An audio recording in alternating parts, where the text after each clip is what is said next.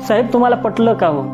बापाच्या वयाचा एक माणूस समोर बसलेला आहे आणि त्याच्या अंगावरती पाण्याचा फवारा मारायला तुम्ही परवानगी दिलीत। साहेब लाखोच्या संख्येने शेतकरी एकत्र आला, ट्रॅक्टर आहे, गाड्या सगळं घेऊन दिल्लीकडे आला, पण बॅरिकेड्स लावून त्याला अडवण्यात आलं।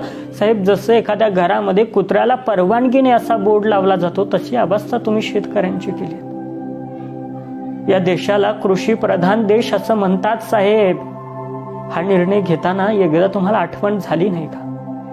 शेतकरी एकत्र आला, भले तो कसा आला काय आला माहिती नाही, तो योग्य आहे तो चूक आहे तो बरोबर आहे या गोष्टी अजिबात इथं महत्वाच्या नाही आहेत। पण कृषी प्रधान देशात ज्या शेतकऱ्यांसाठी कायदे केले ते शेतकऱ्यांना मान्य नाही आहेत आणि सरळ त्या शेतकऱ्यांना मान्य नाहीत तर केंद्र सरकारने हे कायदे पाठीमागे घेतले पाहिजेत। शेतकऱ्यांनाच मान्य नाही, कायदा जनतेसाठी असतो, जनता कायद्यासाठी नसते साहेब।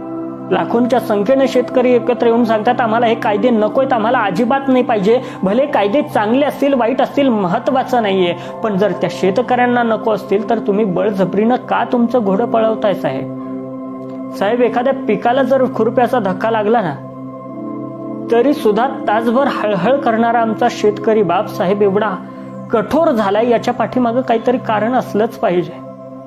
एवढ्या मोठ्या संख्येने एकत्र येऊन आक्रोश मांडलाय त्या शेतकरी बापानं, इतक्या हळव्या मनाला तुम्ही कठोर बनवलं साहेब, त्यात काहीतरी गोंधळ असला पाहिजे।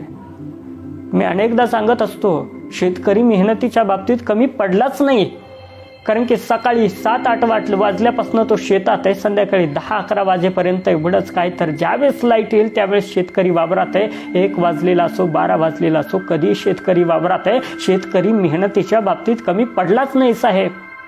साहेब कमी पडलीत आपली धोरणं, मला बाकी काहीच म्हणायचं नाही, पण साहेब शेतकऱ्यांशी तुम्ही वागलात ते चुकीचं वागलात। बाकी काही नाही, पण शेताला लावलेल्या कुंपणावरती भरवसा असतो की हे कुंपण शेताचं रक्षण करेल, पण त्या कुंपणानं जर शेत खायला सुरुवात केली ना तर साहेब काहीच हातात शिल्लक राहणार नाही। त्यामुळं आता तरी जागा व्हा।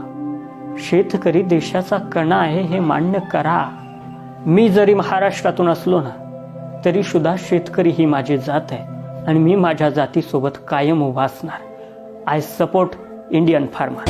नाही हटला कधी मागे फिरला कधी तरी नव्या जोमाने तो पुढे चाले गडी।